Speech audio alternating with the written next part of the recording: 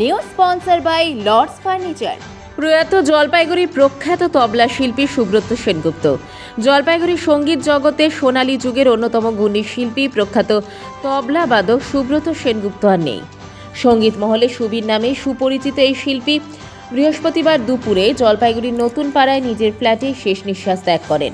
মৃত্যুকালে তাঁর বয়স হয়েছিল ৭৮ বছর। দীর্ঘদিন ধরেই তিনি অসুস্থতায় ভুগছিলেন। তার প্রয়াণে জলপাইগুড়ি সাংস্কৃতিক মহলে নেমে এসেছে গভীর শোকের ছায়া। তবলাবাদক হিসেবে সুব্রত সেনগুপ্তর অবদান জলপাইগুড়ির সঙ্গীত ইতিহাসে চিরস্মরণীয় হয়ে থাকবে। শাস্ত্রীয় সঙ্গীত থেকে শুরু করে আধুনিক নানা ধারার সঙ্গীতে তার দক্ষতা ও নিষ্ঠা ছিল অনন্য। ব্যক্তিগত জীবনে তিনি ছিলেন অত্যন্ত বিনয়ী ও স্নেহশীল। মৃত্যুকালে তিনি স্ত্রী, বোন সহ অসংখ্য সহশিল্পী এবং গুণমুগ্ধ অনুরাগী রেখে গেছেন। তার প্রয়াণে একাধিক সাংস্কৃতিক সংগঠন ও সঙ্গীত শিল্পী শোক প্রকাশ করেছেন। সুব্রত সেনগুপ্তর মৃত্যুতে জলপাইগুড়ির সঙ্গীত জগতে এক অপূরণীয় ক্ষতি হলো বলে মত প্রকাশ করেছেন শিল্পী মহল।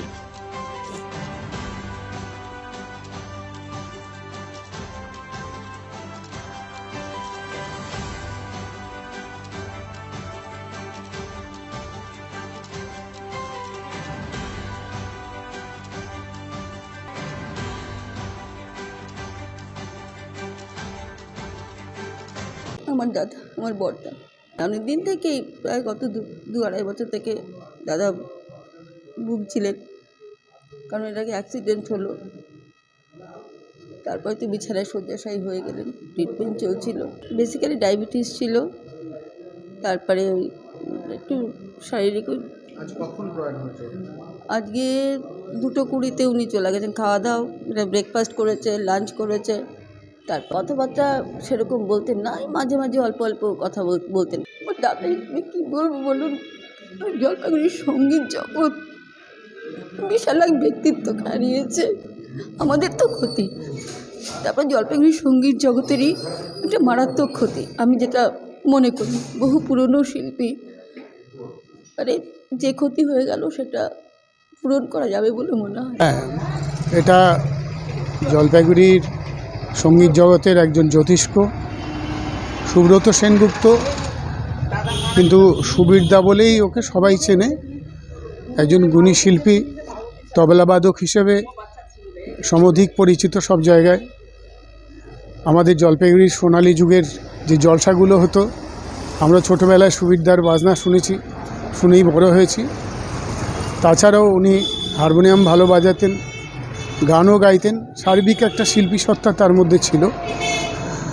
আর সুবীরদার একটা খুব বড় গুণ ছিল, ওনার কোনো অহংকার ছিল না।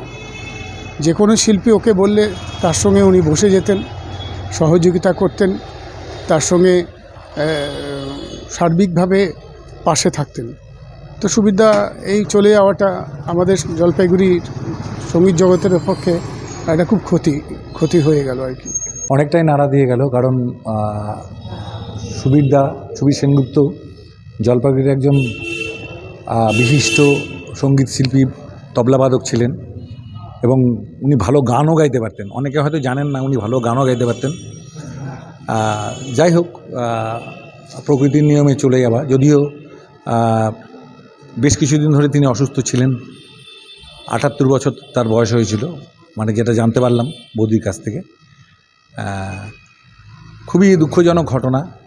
জলপাইগুড়ির ইন্দ্রপতন তো একটা হলোই। আজ জলপাইগুড়ির একজন গুণী শিল্পী, বহু পুরনো শিল্পী সুবীরদা আমাদের ছেড়ে চলে গেলেন।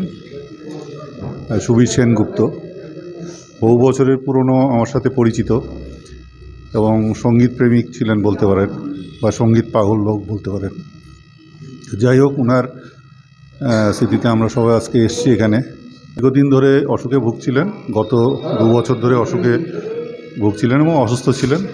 বহু পুরনো একজন বন্ধুস্থানীয় দাদা বলতে পারেন, সঙ্গীত শিল্পী, এবং পারিবারিক সম্পর্ক আমার সাথে খুব ভালো ছিল।